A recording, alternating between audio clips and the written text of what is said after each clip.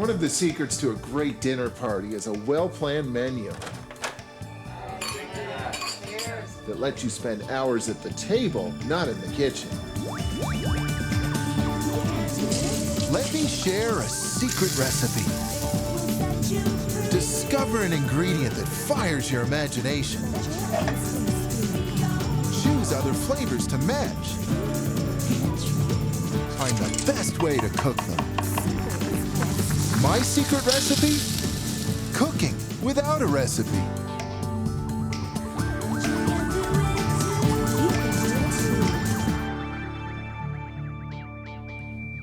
Cooking for a table full of friends is a time-honored tradition, but you don't need to elaborately orchestrate a dinner party to have a great time.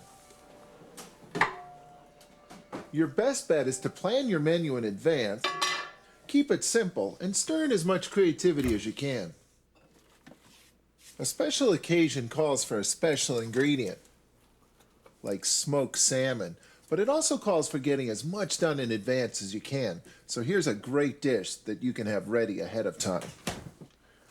You can combine fresh salmon and smoked salmon by crusting fresh salmon with smoked salmon, and all you really need are a few simple ingredients, starting with a food processor and something crummy to hold everything together. And traditionally, breadcrumbs are a great choice for that, but they don't really have a lot of flavor. So you can also use crackers, cornmeal, chips of any kind, or if you have some bread, rye bread really goes well with smoked salmon. Bread and butter together form an excellent all-purpose base for all kinds of different crusts, for meat and for fish. All you need is one more ingredient and you're good to go. For beef, I often use blue cheese. I've tried applesauce with pork, but hey, for salmon, well, it goes better with salmon than salmon.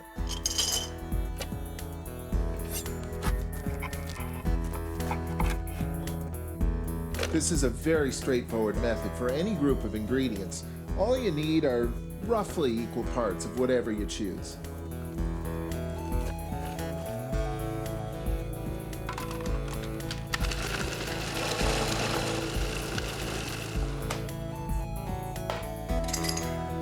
A little bit of mustard in there would be nice. Just a little bit, just a hint.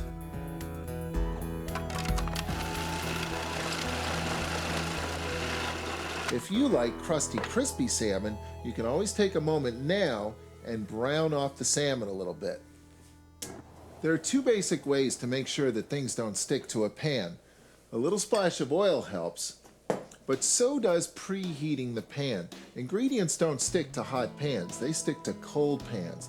You only need a thin film of oil. Any more and you're just going to have a spattering mess. Keep an eye on your pan. When you see the first wisp of smoke, it's ready to sear.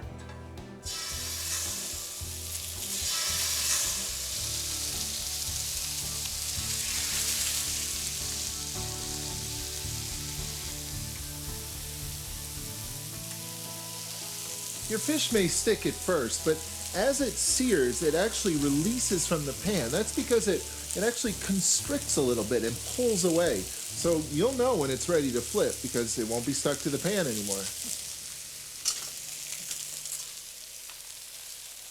You don't want to fully cook these in this pan though, because you don't want them to overcook in the oven with the crust. So, as soon as you flip them, get them out of the pan.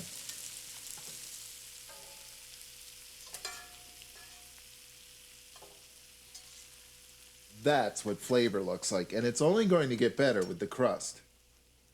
The nice thing about the crust, because of all the butter in it, it really sticks together very well. It's not a crumbly falling off type crust.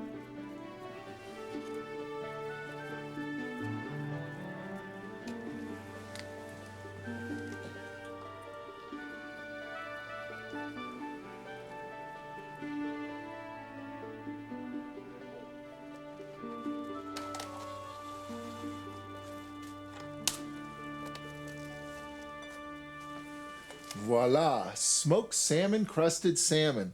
Although, I did break one of the golden rules of entertaining. I've never made this exact crust before, and it's not always a good idea to try out something new when you're expecting company. But you know, rules are made to be broken. Except this one. Have fun at your own party. These are ready to go in the oven when everybody arrives. Easy. Are you guys hungry? Wow. These are perfectly pleasant prosciutto Parmesan puff pastry pinwheels.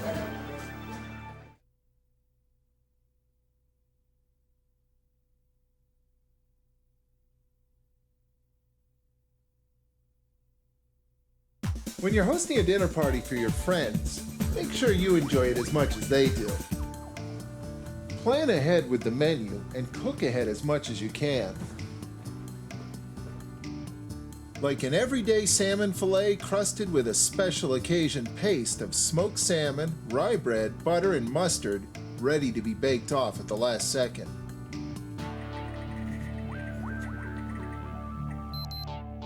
When you're planning a dinner party menu, you don't need 7 courses unless you've just won the lottery and you're showing off your new chef. 3 courses is more than enough to build anticipation, especially if everyone knows a special treat is coming, and if you greet everybody with a crunchy taste. Around here, the bar is open as soon as you walk through the door, so I like to have some nibbles ready to go. Now with that in mind, you can thaw some frozen puff pastry sheets and do the same, because these have launched 1,000 different hors d'oeuvres. Because it puffs up into a light flaky treat, and it's so easy to work with, puff pastry should always be on the invitation list. And it can arrive arm in arm with any flavor you can imagine.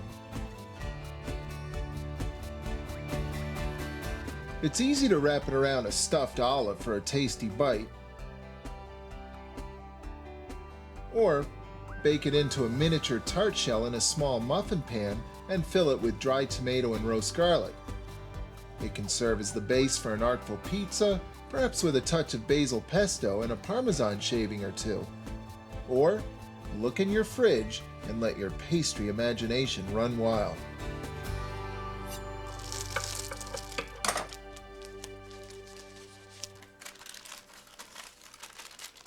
Here's how to present particularly pleasing puff pastry Parmesan prosciutto pinwheels to the people at your party.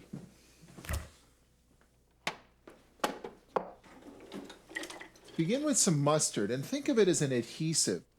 Just lightly brush it onto the puff pastry.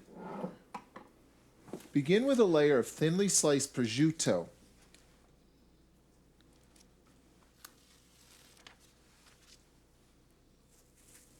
Then grate on some of the very best Parmesan cheese you can find.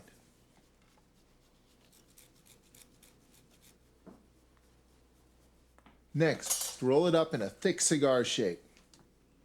And by leaving a little bit of the pastry uncovered, you create a seam that helps everything hold together.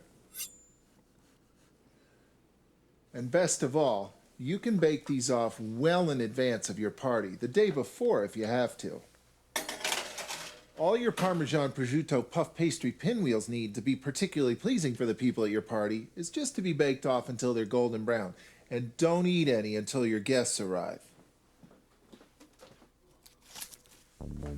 This is celery root, and you can make a gorgeous soup with just this and a few other ingredients.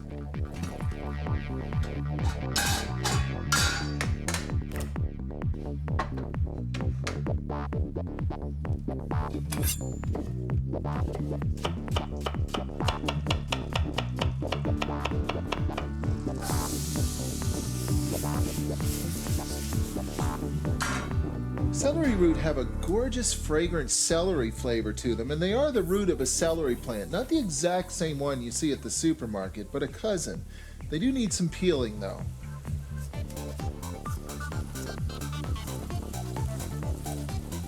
Celery root is my all-time favorite root vegetable, and it makes a great soup, mainly because it tastes great and it breaks down into a very smooth puree, perfect for soup making.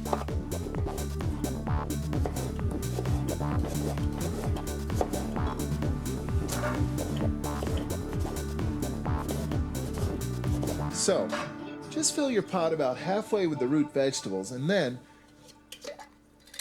add enough broth to make sure everybody's soup bowl is full, and you'll do just fine. And this is what you're looking for. Lots of root vegetables and lots of broth. and lots of aromatic flavor. Thyme is very aromatic, but it's a neutral, familiar aromatic. It will sit comfortably in the background and let the celery root hog the spotlight.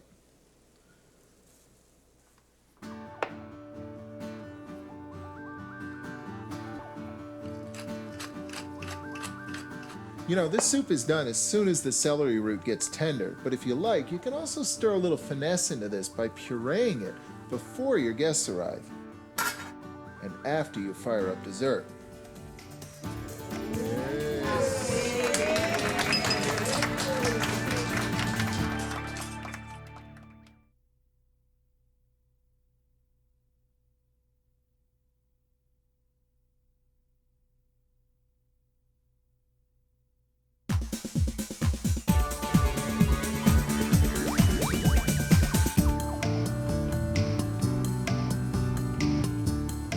When you're hosting a dinner party, the best way to enjoy yourself is to get as much of the thinking, decision-making, and cooking done in advance as possible.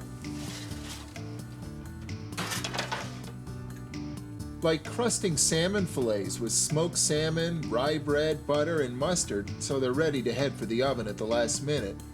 Or some Parmesan and prosciutto rolled up in puff pastry and crisply baked, a little nibbly to get the party started.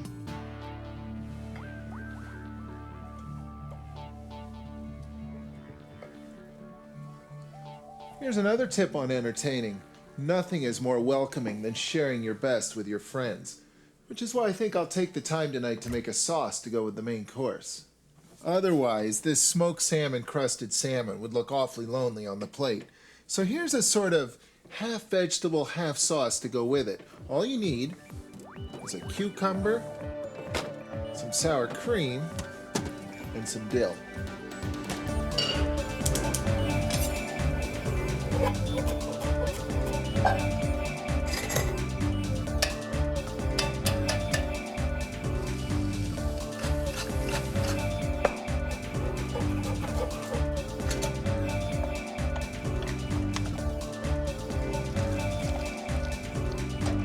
It's amazing how such a simple sauce can taste so good, especially when you add fresh dill at the last second to keep its flavor, and serve the sauce warm. It doesn't have to be served hot.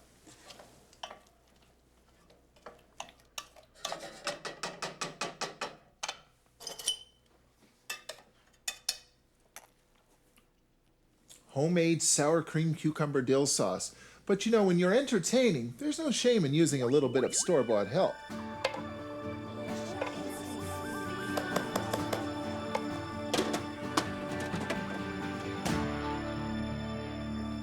A pre-baked sheet cake,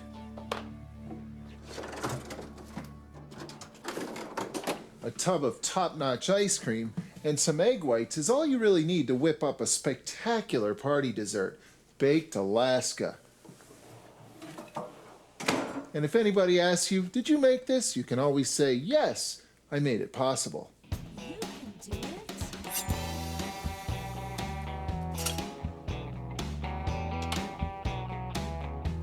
The first part of any baked Alaska is a nice thick layer of cake, and any flavor cake works. The next part is a mound of ice cream, and again, any flavor of ice cream works.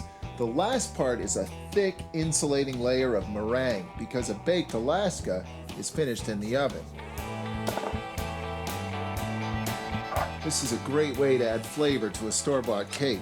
Soak it with the booze of your choice. Now don't put the ice cream right next to the edge. Leave room for the meringue. I don't know who came up with the idea of putting ice cream in the oven, but they must have been hosting a party, because when a baked Alaska comes out of the oven, it's a real showstopper. This isn't ready to go in the oven yet, and it's not ready for its insulating meringue either, because one of the keys to a great baked Alaska is rock-hard frozen ice cream. So pop this into the freezer for a while. Otherwise, you'll be serving 2 soup courses. Well, I know what the table's going to look like at the end of the evening. How about at the start?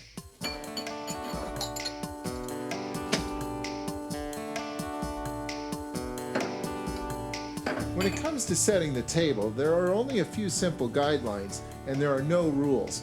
As long as there's room for everybody to sit, and there's room for the food, and there's a way for everybody to eat the food, you're doing fine.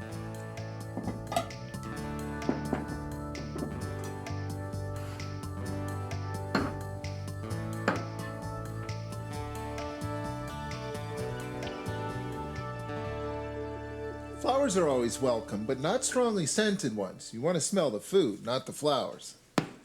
And a 3-foot high centerpiece is not necessarily a good idea either. You want to be able to see your guests over the flowers. You can do it.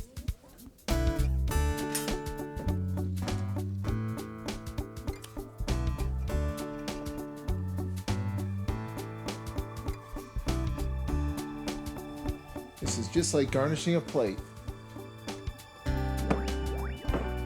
And candles are a great way to jazz up the table too. Everything looks great by candlelight.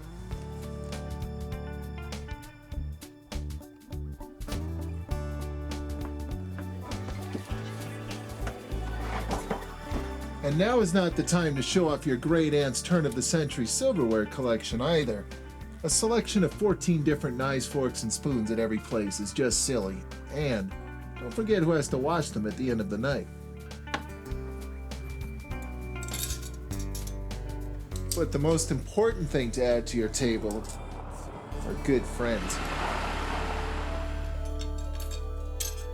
This table is good to go.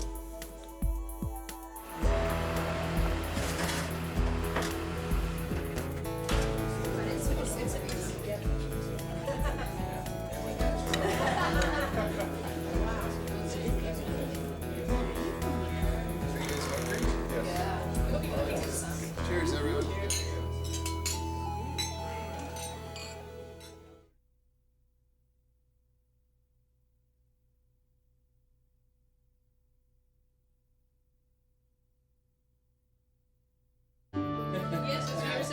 Cooking is all about sharing, so entertaining a table full of friends and showing off a bit can be lots of fun.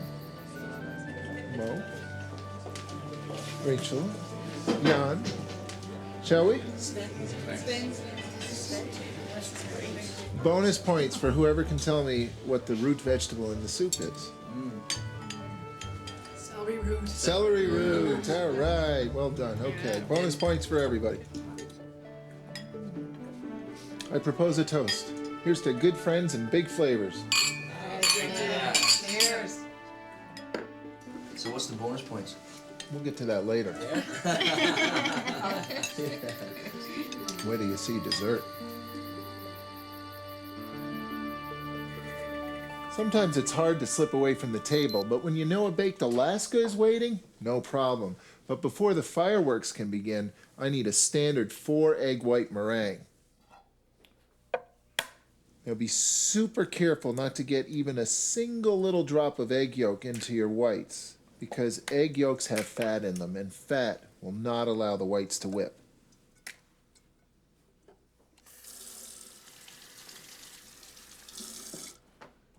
One thing that will help the egg whites whip is cream of tartar. Just a tiny pinch is all it takes.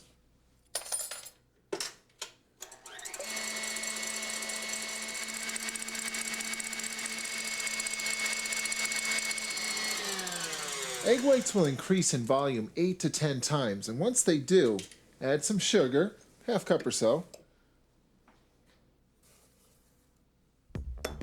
and a splash of vanilla. Carry on.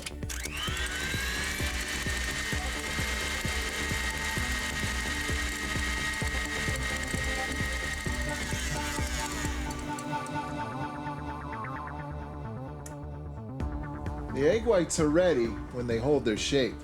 It's time to make a baked Alaska.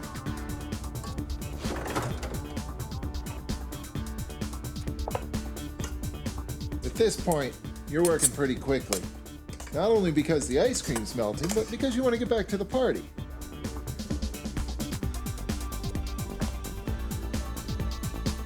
Try not to touch the ice cream with your palette knife. That way you keep the meringue nice and white. And for a finishing touch, half an eggshell, and 450 degrees of searing heat for the ice cream. There's just something about putting ice cream in an oven. Here's the secret though. Like any insulation, the meringue is packed full of air. So in the short time it takes to brown the outside of the meringue, heat doesn't have a chance to penetrate to the inside. But there's one more thing you can do to make this truly memorable. Light it on fire. And for flame, look on your liquor shelf. Anything that's 80 proof or better is going to go up like a volcano.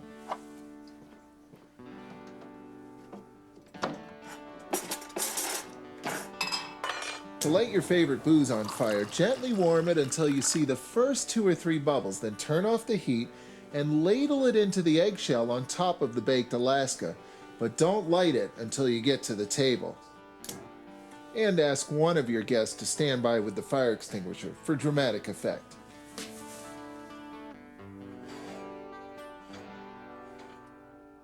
This is going to be fun.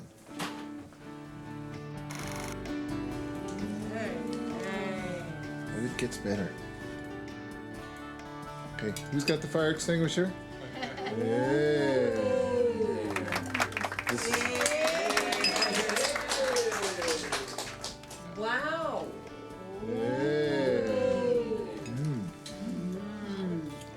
Yes. I have one more toast. Here's to whoever's washing the dishes. It's probably me.